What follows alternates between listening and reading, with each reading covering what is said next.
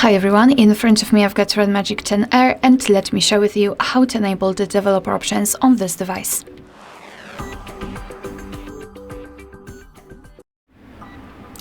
So let's start with opening the settings. Let me go back to the general list. And here all we have to do is to scroll down to the very bottom and find About Phone. Now we have to scroll and find a special number which is called build number, and as you can see it's right here. So all we have to do right now is to keep tapping on it until you'll see the information that you're in the developer mode.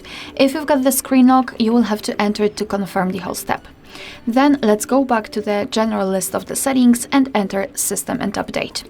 And as you can see, the developer options will appear in this list, so let's tap on it.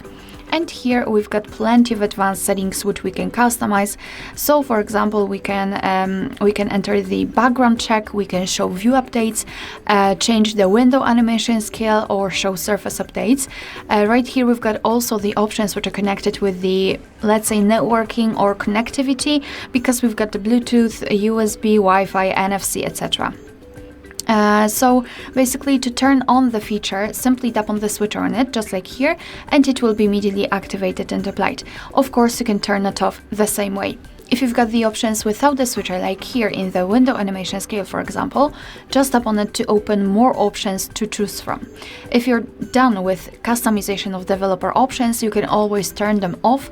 Just go to this to the switcher which is pinned to the top of the screen and tap on it, and your device will need to be restarted. So after tapping on restart, your device will of course turn power on again, and the developer options will disappear from the system and update settings. But of course, no worries, you can customize them again.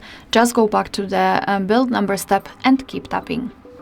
Alright, so that will be all. Thank you so much for watching. Please hit the subscribe button and leave the thumbs up.